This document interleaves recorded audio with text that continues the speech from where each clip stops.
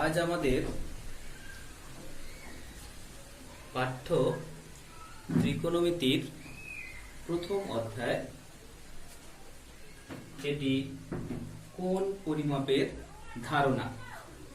আমাদের কোণ সম্বন্ধে যে ধারণা হয়েছে সেটা কেমন না, কোনো একটি বিন্দু থেকে যদি আমরা দুটো রশ্মি নির্গত করি তাহলে রশ্মি দুটো যে কোণ তৈরি করে, মানে যে জ্যামিতিক চিত্র তৈরি করে তাকে বলা হয় কোণ। এই কোণকে আমরা এতদিন ধরে কোণ হিসাবে জেনে এসেছি, যাকে বলা হয় জ্যামিতিক কোণ। এখন আমরা এই জ্যামিতিক কোণকে কিভাবে আঁকতে পারি? তাহলে এখান থেকে আমি সোজা করে এই পর্যন্ত দিলাম, তাহলে আমরা এটা বললাম 90 ডিগ্রি। এইভাবে আঁকলাম, এটা হচ্ছে 180 ডিগ্রি। এইভাবে আঁকলাম 270 ডিগ্রি।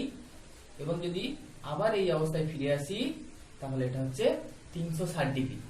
এখন যদি আমি বলি যে 500 ডিগ্রি কোণ, সেটা আঁকা সম্ভব নয়। কেন না, আমি জ্যামিতিক কোণ 360 ডিগ্রির বেশি আঁকতে পারবো না।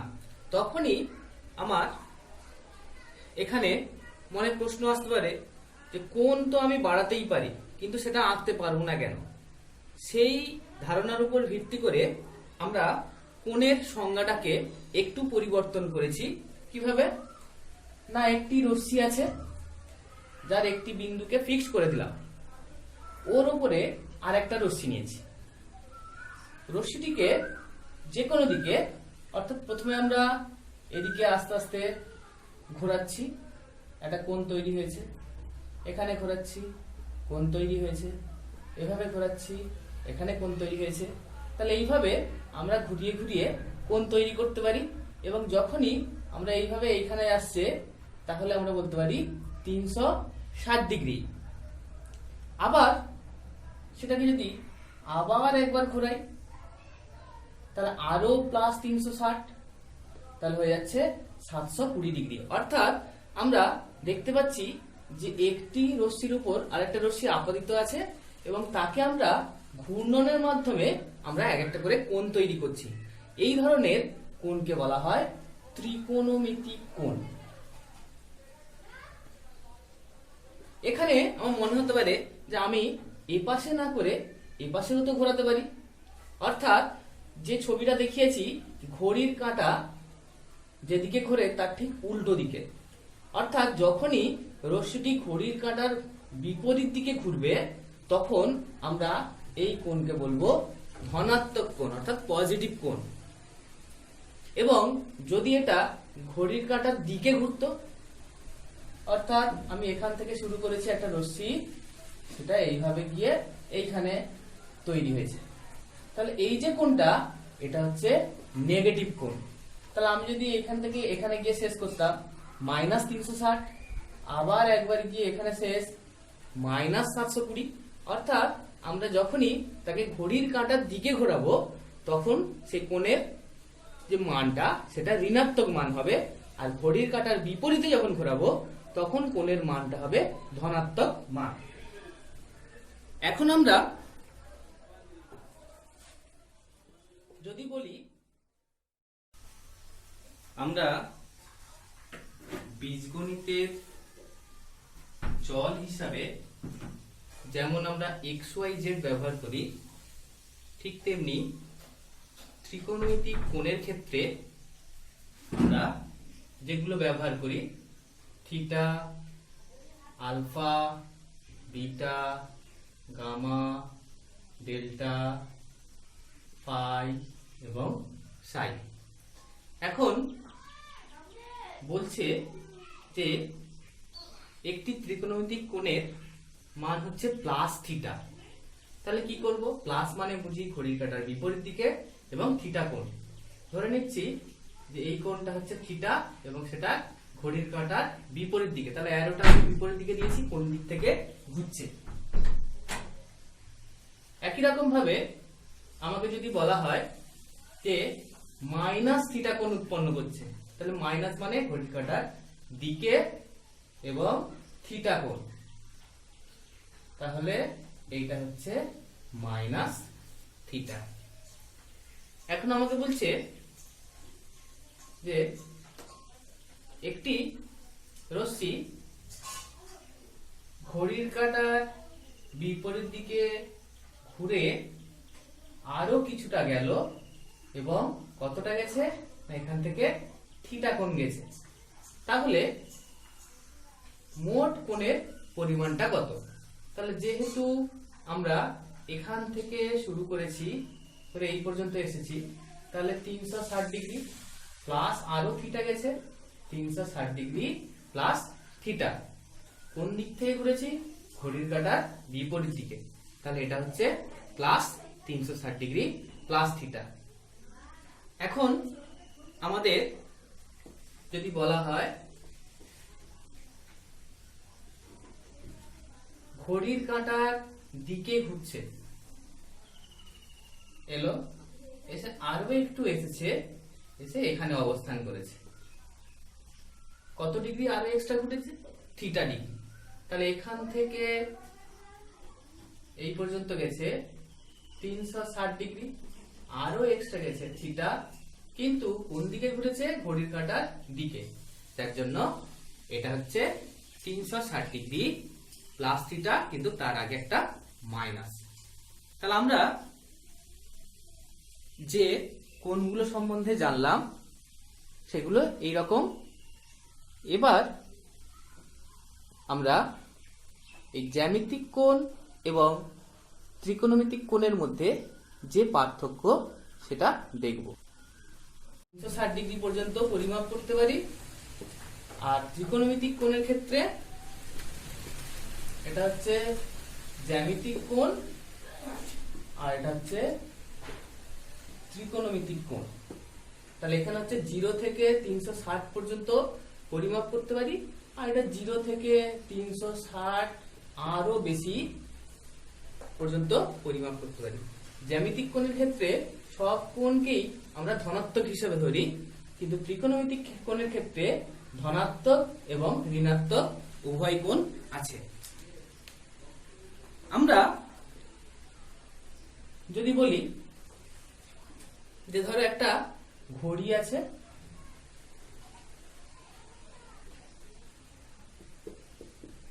কটা ঘর থাকে? 12টা ঘর থাকে।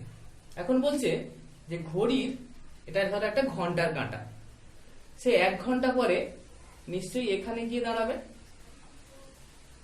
কোন দিক থেকে ঘুরে? এইভাবে ঘুরে, তাহলে এই দিকে ঘুরলো। এই কোণ এক একটা কোণ কত হবে না? যদি আমার 12টা ঘর থাকে তাহলে পুরো কোণ হচ্ছে 360, তাহলে এক একটা হবে 360/12, তার মানে 30 ডিগ্রি। তাহলে আমি বলতে পারি যে একটি ঘন্টার কাঁটা যদি 1 ঘন্টা পরে যে অবস্থানে আসে, তাহলে কত ডিগ্রি কোণ ঘুরতে হচ্ছে? 30 ডিগ্রি কোণ ঘুরতে হচ্ছে। কিন্তু এটা আমরা আগে বলতাম যখন আমরা শুধুমাত্র জ্যামিতিক কোণ জানতাম, এখন কিন্তু আমরা ত্রিকোণমিতিক কোণ জানি। ফলে আমরা এটা না লিখে আমরা বলবো -30 ডিগ্রি, অর্থাৎ যেহেতু কাঁটাটি ঘড়ির কাঁটার দিকে ঘুরছে, তাহলে শুধু 30 ডিগ্রি না বলে আমরা বলবো -30 ডিগ্রি।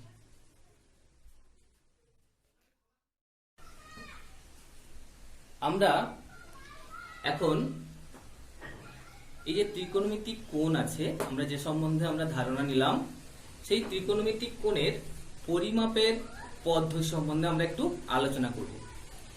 সাধারণত আমাদের পাঠ্যে যা আছে কোণ পরিমাপের দুটি পদ্ধতি, একটা হচ্ছে ষষ্ঠিক পদ্ধতি এবং অপরটি বৃত্তীয় পদ্ধতি। এছাড়াও আরো একটি পদ্ধতি আছে, সেটা কি? সেটা শতক পদ্ধতি। সে সম্বন্ধে আমরা অল্প একটু বলে দেব। প্রথম হচ্ছে ষষ্ঠিক পদ্ধতি, অর্থাৎ আমরা এর আগের ক্লাস পর্যন্ত যেভাবে আমরা যে জ্যামিতির যে কোণগুলো আমরা এঁকেছিলাম, সেগুলো কিসে? সেগুলো আমরা এরকম এঁকেছিলাম 30 ডিগ্রি, 60 ডিগ্রি, 45 ডিগ্রি, অর্থাৎ এই যে ডিগ্রিতে এঁকেছিলাম, এই ডিগ্রিটাই হচ্ছে ষষ্ঠিক পদ্ধতির একক। এখন যদি কোনো কোণ 1 ডিগ্রিরও কম হয় তাহলে সেক্ষেত্রে আমরা তো ডিগ্রিতে প্রকাশ করতে পারবো না, তখন তাকে আমরা কি করব, মিনিটে। অর্থাৎ ডিগ্রি তার চিহ্ন হচ্ছে এটা, মিনিট তার চিহ্ন এটা, এবং সেকেন্ড তার চিহ্ন হচ্ছে এটা। তাহলে এদের মধ্যে সম্পর্ক কি না, 1 ডিগ্রি সমান 60 মিনিট, 1 মিনিট সমান 60 সেকেন্ড। এখন যদি আমাকে বলা হয় 52 ডিগ্রি 52 মিনিট, এই 52 ডিগ্রি 52 মিনিট 30 সেকেন্ড, আমাকে পুরোটাতে ডিগ্রিতে করতে হবে। তাহলে ডিগ্রিতে করতে হবে মানে 52টাকে রেখে দিলাম, প্লাস 52 মিনিট মানে ডিগ্রি কত হবে, 52/60, 30 সেকেন্ড মানে ডিগ্রি কত হবে, 30/3600। তাহলে পুরোটার মাথায় ডিগ্রি দিয়ে দিলাম। তাহলে এইভাবে আমরা ডিগ্রি, মিনিট, সেকেন্ড যুক্ত কোনো পদ্ধতি অর্থাৎ কোণের পরিমাপকে আমরা সরাসরি ডিগ্রিতে প্রকাশ করতে পারি। আবার ধরো আমার পুরোটাই সেকেন্ডে আছে, ধরো 5260 সেকেন্ড, ডিগ্রি, মিনিট, সেকেন্ডে করতে হবে। তাহলে আমি একটা কাজ করি, প্রথমে 60 দিয়ে ভাগ করব, করলে এখানে ভাগশেষ যেটা আসবে সেটা হচ্ছে সেকেন্ড, ভাগফল যেটা আসবে সেটা হচ্ছে মিনিট।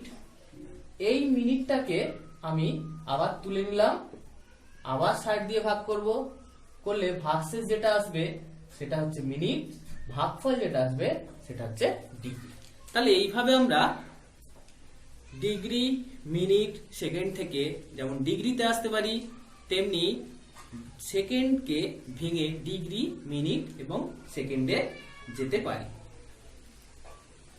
এরপরে আসছি আমরা বৃত্তীয় পদ্ধতি, যেটা আমাদের কাছে সম্পূর্ণ নতুন পদ্ধতিতে কোণের পরিমাপ। বৃত্তীয় পদ্ধতিতে যে কোণের পরিমাপের একক সেটা হচ্ছে 1 রেডিয়ান। আমরা রেডিয়ান সম্বন্ধে জানব। রেডিয়ানটা কি? রেডিয়ান বলছে বৃত্তচাপ বাই ব্যাসার্ধ। অর্থাৎ একটি বৃত্ত আছে, তার কোন একটা বৃত্তচাপ নিলাম, ধর ACB, এবং সেই বৃত্তচাপের প্রান্ত বিন্দু দুটো কেন্দ্রের সঙ্গে সংযুক্ত করলে যে কোণ তৈরি হবে এটা হচ্ছে রেডিয়ান। এখন এই রেডিয়ানকে আমরা 1 করতে চাই, 1। তাহলে কিভাবে করব না, যে ব্যাসার্ধ আর বৃত্তচাপ যদি সমান হয়, অর্থাৎ ব্যাসার্ধের সমান করে যদি আমরা বৃত্তচাপ কেটে নিই, তাহলে কেন্দ্রে যে কোণ উৎপন্ন করবে তাকে বলা হয় 1 রেডিয়ান। অর্থাৎ যখনই বৃত্তচাপ সমান ব্যাসার্ধ হবে তখন কি হয়ে যাবে না, এই কোণটা হয়ে যাবে 1 রেডিয়ান। তাকে আমরা লিখি 1 ছোট সি মাথায়। তাহলে এই 1 রেডিয়ান এটা হচ্ছে বৃত্তীয় পদ্ধতিতে একক। এখন আমরা এইটুকু বুঝতে পারছি যে রেডিয়ান সমান চাপ বাই ব্যাসার্ধ। রেডিয়ানটা কি না, কেন্দ্রে যে কোণ উৎপন্ন হয়। এখন একটি বৃত্তের ক্ষেত্রে ধরো আমি ACB বৃত্তচাপ নিয়েছি, কেন্দ্রে এক কোণ তৈরি করেছে। আবার এখান থেকে আমি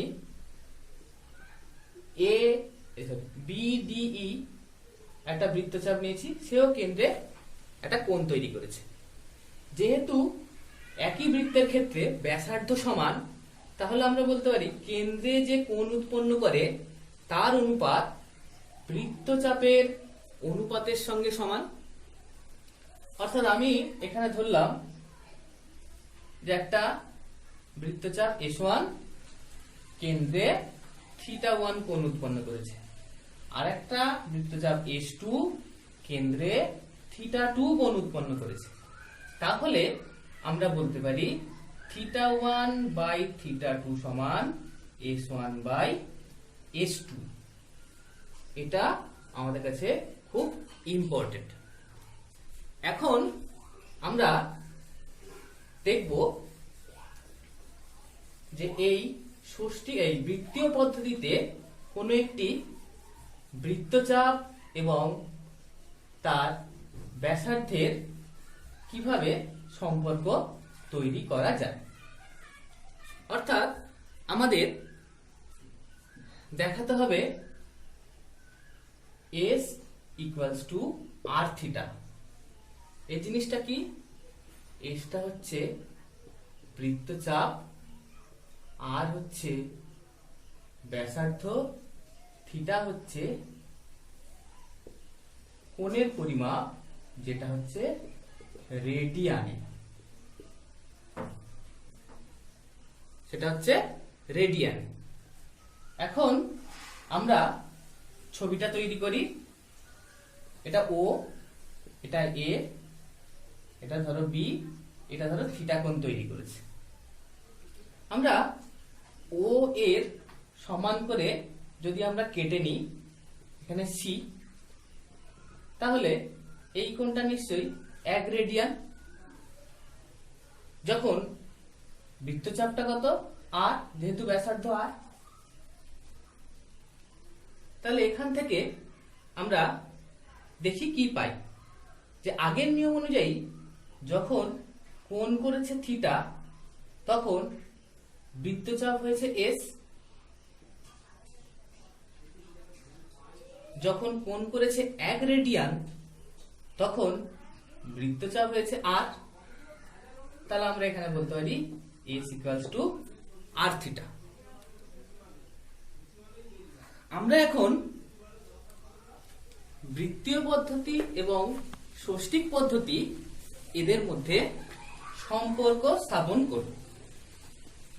তার আগে যে সম্পর্কটা আমরা এক্ষুনি তৈরি করলাম সেখান থেকে আমাদের যে ধরনের অঙ্ক আছে আমরা পেয়েছি এটা। এখন আমাদের বলছে যে একটি বৃত্তের ব্যাসার্ধ ধরো 28 সেমি এবং যে বৃত্তচাপ কেন্দ্রে কোণ উৎপন্ন করছে সেটা হচ্ছে 5.5 সেমি। তাহলে কেন্দ্রে কত কোণ উৎপন্ন করবে? অর্থাৎ এখানে বলা আছে আর সমান 28, এস সমান 5.5, থিটাটা বের করতে হবে। হয়ে যাবে। আবার ধর আরেকটা অঙ্ক বলছে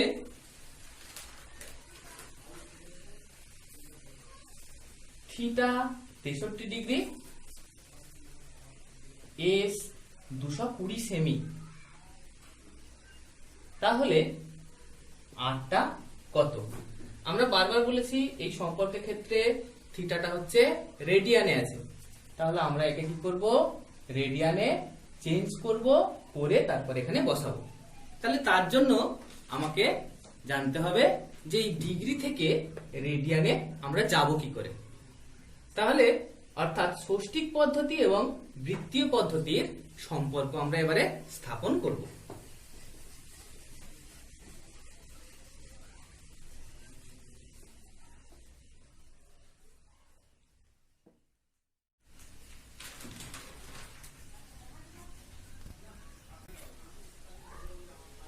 আমরা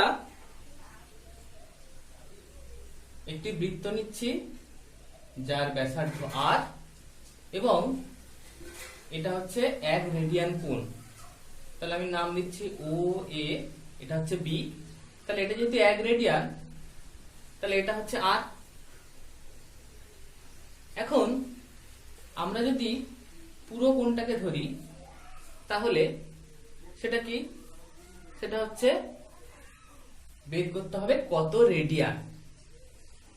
যখন পরিধি হচ্ছে তার বৃত্তচাপ, অর্থাৎ বৃত্তচাপ যখন 2πr। তাহলে এখন আমরা দেখতে পাচ্ছি যে যখন কোণ 1 ডিগ্রি তখন তার বৃত্তচাপ r, যখন কোণ 360 ডিগ্রি তখন তার বৃত্তচাপ 2πr। তাহলে এখান থেকে আমরা বলতে পারি যে 2π সমান 360 ডিগ্রি বা পাই সমান 180 ডিগ্রি, অর্থাৎ এই যে পাই এটা হচ্ছে পাই রেডিয়ান। তাহলে আমরা এই যে সম্পর্ক, এই সম্পর্কের মাধ্যমে বৃত্তীয় মান থেকে ষষ্ঠিক মান এবং ষষ্ঠিক মান থেকে বৃত্তীয় মানে করতে পারি। কিভাবে?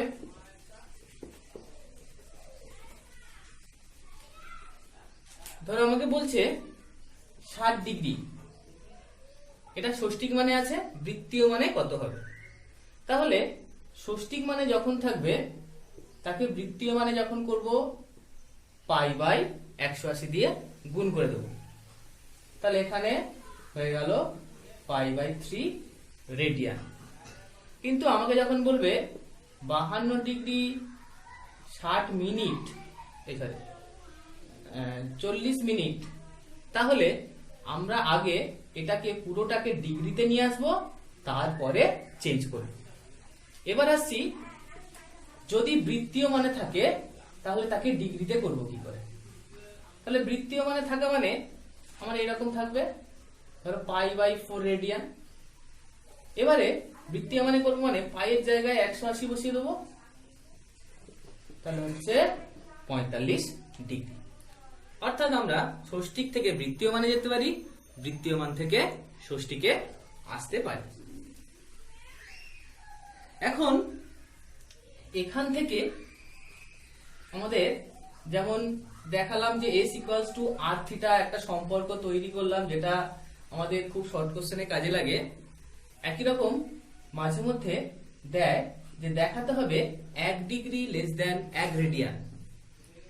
আমরা যেটা জানি যে 180 ডিগ্রি সমান পাই রেডিয়ান, আমরা এক্ষুনি দেখলাম। তাহলে 1 ডিগ্রি সমান হবে পাই বাই 180। যে পাইটা হচ্ছে ধ্রুবক, এবং আমরা দেখেছি এটা কোথা থেকে এসছে না, পরিধির যে 2πr সেই পাই, অর্থাৎ তার মান হচ্ছে 22/7। এখন এইটা দেখে কি বোঝা যাচ্ছে? লব ছোট হর বড়, তার মানে লেস দেন 1। তাহলে এটা এগুলো কিসে ছিল? রেডিয়ানে। তাহলে এটাও রেডিয়ান, এটাও রেডিয়ান। অর্থাৎ আমরা দেখতে পাচ্ছি যে 1 ডিগ্রির মান যেটা, সেটা 1 এর থেকে ছোট, অর্থাৎ 1 ডিগ্রি লেস দেন 1 রেডিয়ান। তোমরা আবার উল্টোও করতে পারো। কি রকম? ধরো পাই রেডিয়ান 180, তাহলে 1 রেডিয়ান, নিচে হচ্ছে পাই, এই পাইয়ের জায়গায় বসিয়ে দেবে 22/7। তখন দেখা যাচ্ছে এটা 1 এর থেকে বড়, এটা রেডিয়ান, এদিকে কি ছিল? ডিগ্রি, তাহলে এটা হয়ে যাচ্ছে ডিগ্রি, এটা রেডিয়ান। তাহলে আমরা দেখতে পাচ্ছি যে এটা 1 ডিগ্রি থেকে বড়, অর্থাৎ 1 রেডিয়ান 1 ডিগ্রি থেকে বড়, অথবা 1 ডিগ্রি লেস দেন 1 রেডিয়ান। তাহলে আমাদের এখানে যে ধরনের অঙ্কগুলি আছে সেগুলো